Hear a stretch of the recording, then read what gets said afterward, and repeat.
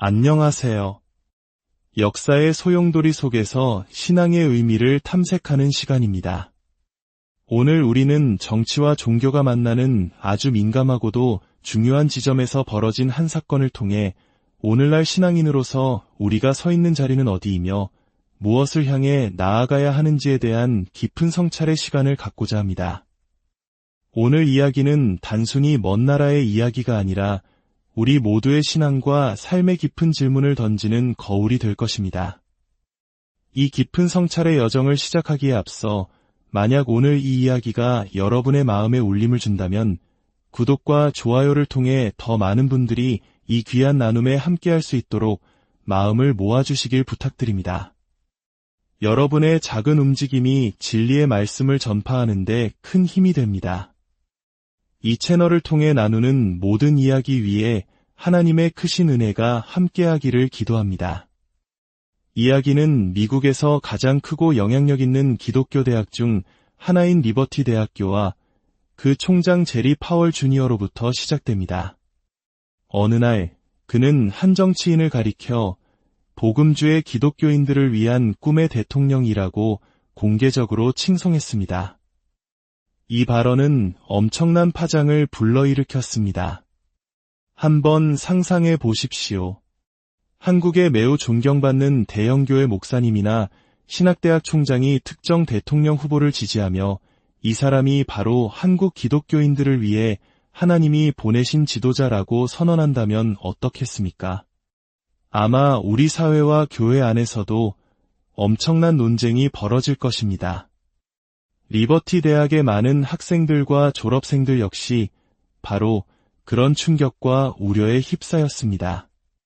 그들은 목소리를 내기 시작했습니다.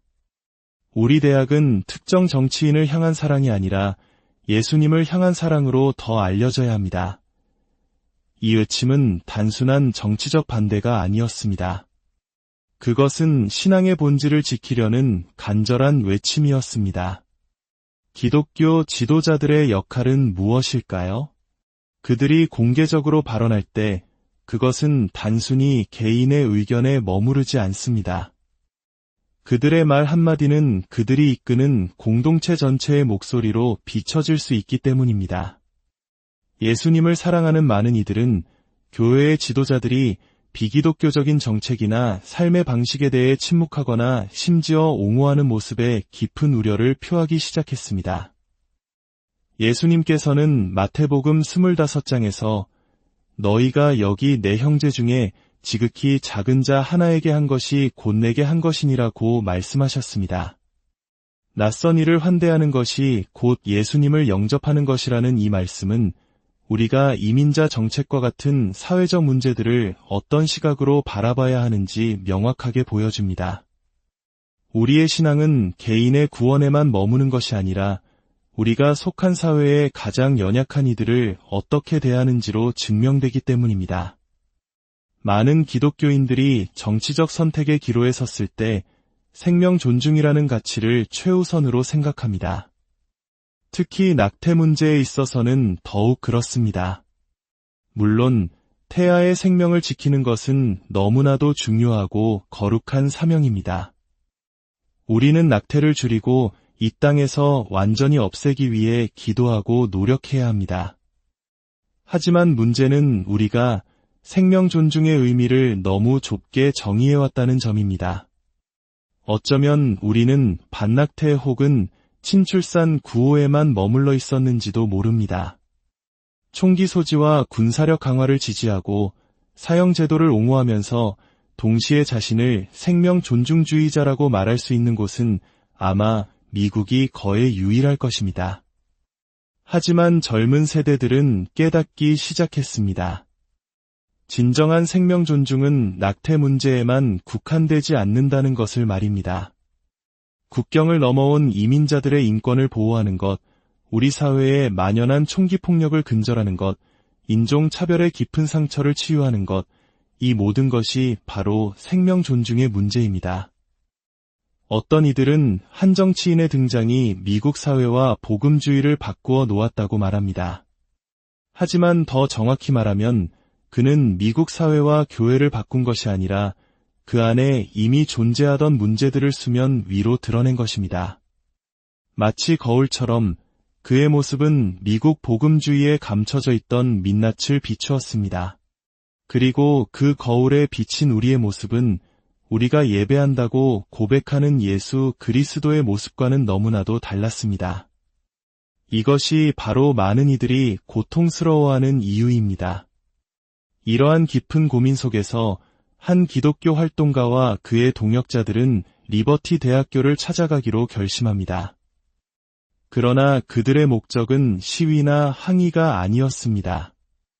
그들은 제리 파월 총장에게 아주 정중하고 개인적인 편지를 보냈습니다. 우리는 확성기나 피켓, 현수막을 들고 가지 않을 것입니다. 우리는 시위를 하러 가는 것이 아닙니다. 우리는 기도하기 위해 갑니다. 손에는 오직 성경과 촛불을 들고 당신과 학생들, 그리고 졸업생들과 함께 기도하고 싶습니다. 그들의 의도는 너무나도 순수하고 명확했습니다. 갈등과 분열이 아닌 기도를 통한 회복과 대화를 원했던 것입니다. 그들은 어쩌면 총장이 100명은 너무 많으니 10명만 오시오라고 하거나 다른 사람은 다 안 되니 당신만 와서 함께 기도합시다. 와 같은 답을 줄 것이라 예상했을지도 모릅니다. 그것이 상식적인 반응이었을 테니까요. 하지만 돌아온 답변은 충격적이었습니다. 당신들은 캠퍼스에서 기도하는 것을 환영받지 못합니다. 미국에서 가장 큰 기독교 대학, 종교의 자유를 그토록 외치고 공립학교에서 기도를 되살려야 한다고 주장하던 바로 그 대학이 함께 기도하러 오겠다는 기독교인들을 거부한 것입니다. 이는 너무나도 슬프고 충격적인 일이었습니다. 이 소식이 알려져야 한다고 그들은 생각했습니다. 자신들의 순수한 의도와 그에 대한 리버티 대학의 반응을 사람들이 알아야 한다고 믿었습니다. 그래서 그들은 이 사실을 세상에 알렸습니다. 그리고 그들은 한 걸음 물러서기로 결정했습니다. 억지로 캠퍼스에 들어가 체포의 위험을 감수하는 대신 조용히 뒤로 물러섰습니다. 때로는 앞으로 나아가는 것보다 한 걸음 물러서는 것이 더 강력한 메시지를 전달할 때가 있습니다. 그들의 침묵과 물러섬은 리버티 대학의 결정이 얼마나 모순적인지를 더욱 선명하게 비추는 거울이 되었습니다. 이 활동가는 자신의 행동이 마틴 루터 킹 주니어 목사의 정신을 잇는 것이라고 말합니다. 킹 목사는 우리의 임무는 불의를 드러내어 사람들이 더 이상 외면할 수 없을 만큼 불편하게 만드는 것이다 라고 했습니다. 대법원 앞에서 사형을 멈추라는 현수막을 들다 체포되었을 때 노숙자에게 음식을 나눠주는 것이 불법인 지역에서 성만찬을 거행하다 체포되었을 때 그들의 행동은 법의 불의함을 세상에 드러냈습니다. 이번에도 마찬가지였습니다. 그들은 단지 그곳에 존재하는 모순과 불의를 드러내고 무엇이 옳고 그른지에 대한 질문을 던졌을 뿐입니다. 이 사건은 단순히 리버티 대학이나 제리 파월 총장 개인의 문제가 아닙니다. 이것은 오늘날 우리 사회와 교회가 겪고 있는 깊은 병의 한 증상일 뿐입니다. 중요한 것은 비난이 아니라 예수님께 집중하는 것입니다. 예수님이라면 이 상황을 어떻게 보셨을까? 어떻게 행동하셨을까? 성경을 보면 예수님은 위선과 불의에 대해 단호하게 맞서셨습니다. 하지만 그분은 바리새인들을 악마로 만들거나 세리를 조롱하지 않으셨습니다. 예수님께서 가장 신랄하게 비판하신 대상은 바로 스스로 의롭다고 여기며 사회의 도덕적 문지기 행세를 하던 종교 엘리트들이었습니다. 예수님은 그들을 향해 독사의 자식들아 라고 외치셨습니다. 반면에 세리와 창녀들을 향해서는 그들이 너희보다 먼저 하나님의 나라에 들어가리라고 말씀하셨습니다. 이것은 당시 종교 지도자들에게는 견딜 수 없이 모욕적인 말씀이었습니다. 예수님은 성전에서 장사하는 이들의 상을 뒤엎으셨습니다. 그분의 분노는 자기의로 가득 찬 종교적 위선을 향한 것이었습니다. 우리는 모두 이 자기의의 바이러스를 경계해야 합니다. 보수주의자든 진보주의자든 자기의는 바리새인의 누룩처럼 우리의 영혼을 썩게 만드는 무서운 전염병입니다. 그래서 그들은 기도회에서 성령의 9가지 열매를 외쳤습니다. 사랑, 희락, 화평, 오래 참음, 자비, 양선, 충성, 온유, 절제. 부디 이 열매가 우리 안에 맺히게 해달라고 기도했습니다. 하지만 오늘날 세상 사람들이 기독교인이나 복음주의자라는 말을 들을 때 과연 이런 성령의 열매들을 떠올릴까요? 안타깝게도 현실은 그렇지 않을 때가 많습니다. 세상을 바꾸는 것은 남을 향한 손가락질이 아니라 우리 자신의 마음을 바꾸는 데서 시작됩니다. 회개를 향한 부르심은 바로 나 자신을 향한 것이어야 합니다. 물론 어떤 이들은 그래도 은혜를 베풀어야 하지 않는가?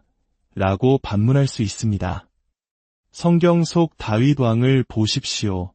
그는 밧세바를 탐하여 간음하고 그의 남편 우리아를 전쟁터에서 죽게 만든 끔찍한 죄인이었습니다. 그런 그에게도 하나님의 은혜는 임했습니다. 우리 모두에게는 그런 은혜가 필요합니다.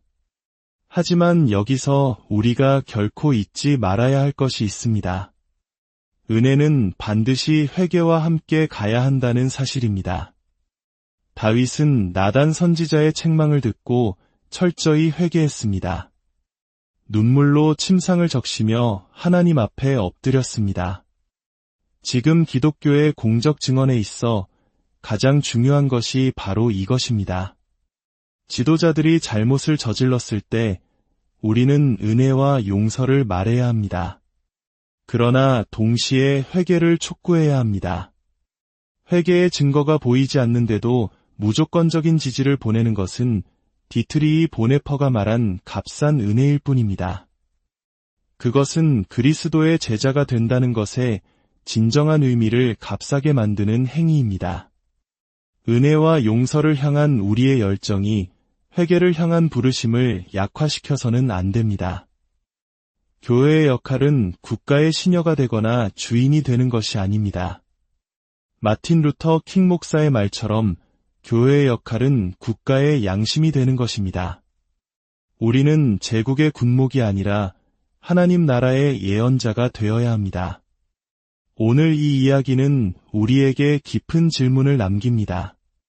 나의 신앙은, 우리 교회는 과연 세상의 권력과 손을 잡고 안락함을 누리는 길을 택하고 있습니까? 아니면 세상의 불의에 맞서며 좁고 험한 십자가의 길을 걷고 있습니까? 우리는 입술로는 많은 말을 하지만 삶 속에서 하나님의 사랑을 얼마나 보여주고 있습니까? 이 모든 논쟁과 갈등 속에서도 우리가 붙들어야 할 단 하나의 소망은 바로 예수 그리스도 자신입니다. 그분의 말씀, 특히 산상수훈의 가르침이 우리의 삶의 기준이 되어야 합니다.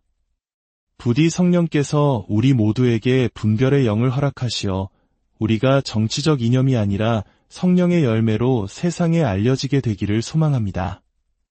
우리가 누구를 지지하느냐가 아니라 우리가 어떻게 사랑하고 어떻게 용서하며 어떻게 연약한 자들의 곁에 서는지를 통해 세상이 우리 안에 계신 예수 그리스도를 보게 되기를 간절히 기도합니다. 주님의 크신 은혜와 평강이 이 영상을 시청하시는 모든 분들과 여러분의 가정 위에 충만히 임하시기